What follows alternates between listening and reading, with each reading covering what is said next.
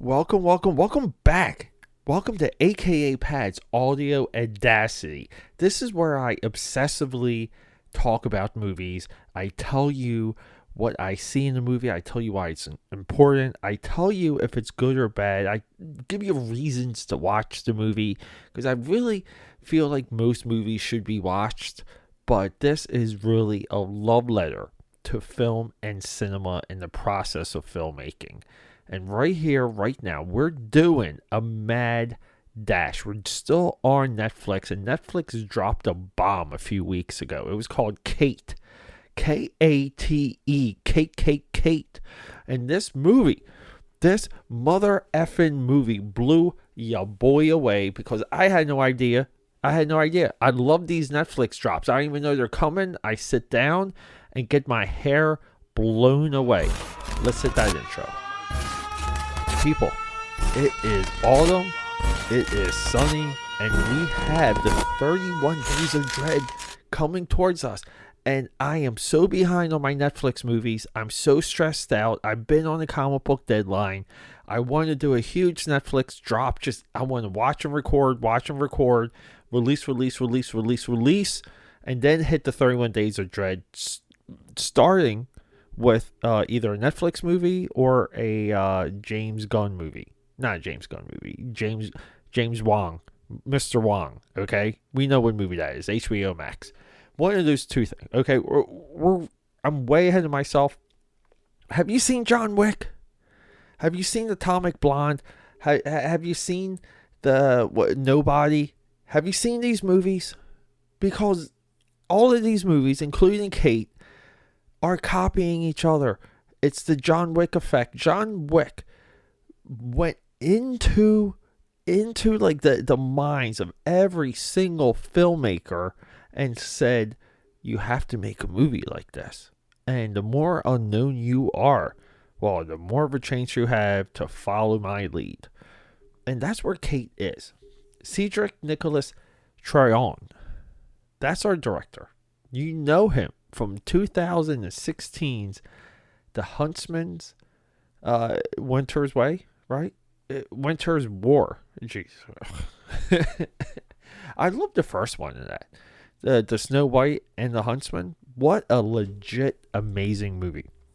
I don't recall anything about the sequel, but the look of it all, I don't care. I think this dude is insanely talented. The set pieces, the way how they constructed these scenes, visually, it's fantastic to look at. We have one of the most beautiful people on planet Earth, starring as Kate, Mary Elizabeth. I believe, does she used to bang Logan Paul? I kind of, right? Is she from S.H.I.E.L.D.? I don't know. There's a whole stretch in this movie where she looks just like Ripley from Alien, and then you kind of try and dig up a picture of Ripley and Alien, and you don't find anything that looks like it. So there you go. We have neon. We have what they call bisexual lighting. That blue fading into that pink. And I don't know. Visually, we've seen this before. Action sequence wise, we've seen this stuff before. But it's a hell of a fun movie to watch. You root for Kate. You root for this girl, Annie. There was this girl that she was sent to kill, to rescue. She has her now. Woody Harrelson is her handler. He's setting her up. These are nothing but tropes. We're in Tropeville. And it doesn't matter because tropes help us read a movie. It's good to sit down and be able to, to do a little bit of a brain dump, but still be thrilled to kind of know what to expect and to know what the beats are because we are in trope-verse. This style of filmmaking, or I would say filmmaker audience, filmmaker viewer relationship, this type of relationship, it's very valuable because it's also accessing our film knowledge, the things we know about movies, and it's honoring it. And man, these ideas and these things, about everything needing to be original and great, and it just can't be fun, and who the hell gives a crap, and you want a hot babe killing rooms full of men, and there's so many of those sequences. There's one like bathhouse scene that's amazing. The final fight at the end is amazing. There's an alley chase, amazing, with one of the best kills where she's like between these alley walls and she shoots a guy from above and drops down. Really insane stuff. She's dying. She needs to like take these shots, but she only has about like 8 hours of shots like left, so she will die. Like they set that up, but she's on this mission. We have a walking into the lobby, killing everyone sequence, a la The Matrix. It doesn't matter. It is awesome. She looks fantastic in this movie. She gets bloodier, scarred up. Her eye turns the color, from the cataracts. This is nothing but cool shit. And then everyone hates this freaking movie. They hate it. I don't think I've seen one good like review pop up about this thing. What am I in like Willy Wonkaville or like am I like eating goofballs all day and I'm out of my mind? Or am I like the only one willing to say I had a good time? This is great. Thank you, Netflix. I feel like that with almost everything. But people, you have to go check out this movie. This movie's fantastic.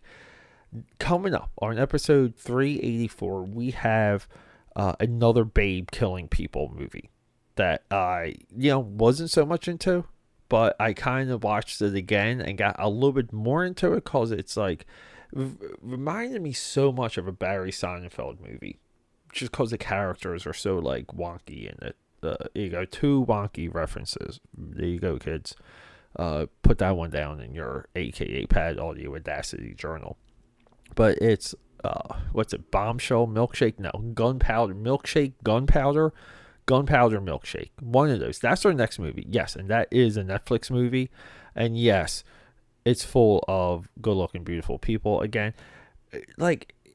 And why is that like a like a criteria? Like we don't really say that anymore. It's perfectly okay to like a movie because it's full of beautiful people. And I don't know. I think this movie, I think this guy, I think Cedric here, give him another movie like right away. I don't understand this. Like, is it the pipeline? Is it the studio? But Netflix has so many like one-off filmmakers that are really slow with their next movie. I feel like Cedric here is very much like that. And I don't know. I mean, where is this quest? Where is this like pursuit to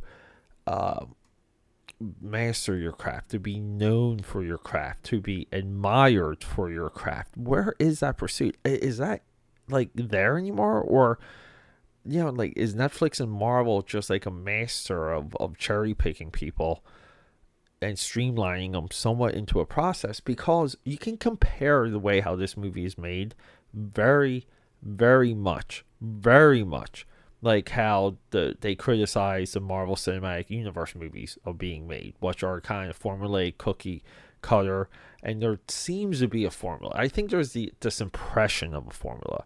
But this movie does follow even visually. Like when you see certain visuals, like again, the sequence at the end, there's a fight sequence and a very swanky like penthouse suite.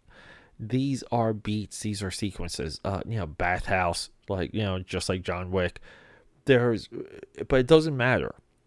Like the bathhouse, you can replace that with the biker bar trope from the 80s and 90s movies. But I don't think it matters. I just don't. I think it makes a movie entertaining. I think if things are well made, if there's a good level of intent, sure. And it's okay. It's perfectly okay that this movie has a woman kicking butt because whatever.